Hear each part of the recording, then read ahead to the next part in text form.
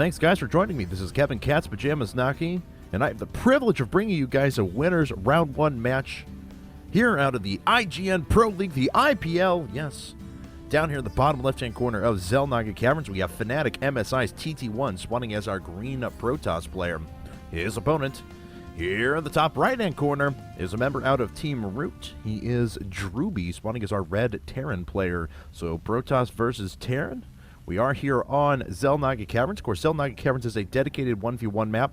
It means you know exactly where your opponent is at. There are only 2 possible spawn locations, and players have very, very prepared builds on this map as a result of that. You don't need to scout where your opponent is. It's not like Metalopolis or Shatter Temple. You could spawn close air, and you might incline towards a little bit of Warp Prism or drop play. No, both these players probably have a great idea as to exactly what they're going to do. In fact, TT1 not sending out that super early scout, not sending that out on 9 when he drops down the pylon. He is just continuing to chrono boost a few probes for the time being. We'll see how economic he wants to be, what sort of build he decides to incline towards. Gateway now coming up for TT1 as well.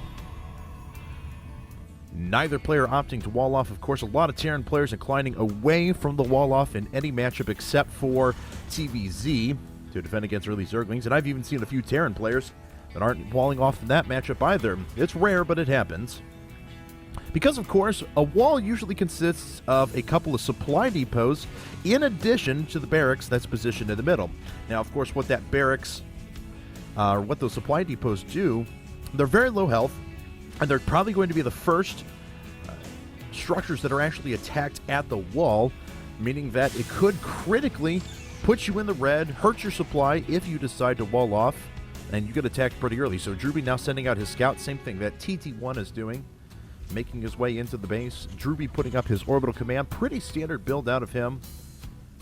10 supply, 12 racks, 13 refinery, 15 orbital command. He's going to run up now with a Marine, hopefully cut off this probe. And it looks like, with good micro, get out. So ROOTdrewbie kills that early scout. TT1, on the other hand, is going to intercept this SCV eventually. He's gone for a cybernetic score into a quick second gate. Now, he is not saving up any sort of chrono boost or anything like that, so this isn't going to be a super, super fast 4-gate or anything like that. Not that fast as possible 4-gate, for lack of a better term. It looks like he's going into a second gas now. However, there are a number of stalkers coming up. Probes being chrono boosted at the moment. This is a relatively economic build. Actually, taking a look at the units tab, FnaticMSiTTI T1 is up 22 workers to 18, but of course with that mule out for ROOTdrewbie, he is going to be matched pretty evenly in terms of economy. ROOTdrewbie now putting up a command center as well, went after a 1 racks fast expand. A couple of Marines coming out now for ROOTdrewbie. He is going to position his Marines around. Looks like he thought he was going to split those up. May go for the Xel'Naga Towers, but it looks like he's going to hold back for a while. Here comes TT1 out with a Stalker. And those Marines are going to have to wait for a couple of buddies to show up, as that Stalker will pick apart 2 Marines with relative ease and good control. So ROOTdrewbie, on the other hand, putting up a bunch of Marines at the moment, going over to a factory. His second refinery is coming up as well. Back over here on FnaticMSiTTI T1's side of things, he does have a 2-gate robo build incoming. We'll see what sort of robo tech he decides to go for. If he's going to incline towards Colossus, or just get out that early observer and just kind of find out what exactly is going on. As nice concave there for ROOTdrewbie. He does have all of those on hold position, and that Stalker is immediately repelled. So the Stalker leaving, and let's see here. ROOTdrewbie now is going ahead and producing a siege tank at the same time, so a Marine tank build may go into a Raven after this as well, especially when he decides to put down that next command center. Stalker has 1 kill to his credit, the SCV we saw before. This SCV leaving as soon as he sees that Stalker, going ahead and scouting for a couple of forward pylons. Not going to find anything, just retreating down Tasteless' secret hallway for the time being. Back on TT1 side of things, though, he does have another pylon coming up. This is still putting him on a 2-gate robo build. And it looks like he just decided to slap down an expansion. So TT1 is going after an expansion now. And we'll We'll see what sort of Robotech he ends up going with. Now going to 2 more game weeks. We are going to see a 4-gate Robo build, still behind observers at the moment. 1 observer out. He's actually producing a second. So he is pretty solid on economy. 32 probes, 25 SCVs. Again, that mule will make up some of the difference. Drewbiegoing ahead and building another factory here, this time on a reactor. So a lot of Hellions going to be put in play with these siege tanks and these Marines. And another reactor being constructed on that barracks. Drewbieapparently happy with the amount of Marines that he has out at this point. And here is a missile turret going down. So right now, the observer for TT1 gets in. It does see that there were a number of units that were sitting there for DrewbieE. So he knows that an expansion is imminent. TT1 actually about to finish his expansion as well. So a lot of the advantage of having the extra orbital command up for DrewbieE was nullified there by the fact that TT1 put up his expansion so quickly. And he is going to start chrono boosting out double probes. So TT1 going for a super economic build here, going after some immortals as well. He does see the Master Marines. He also sees the tanks.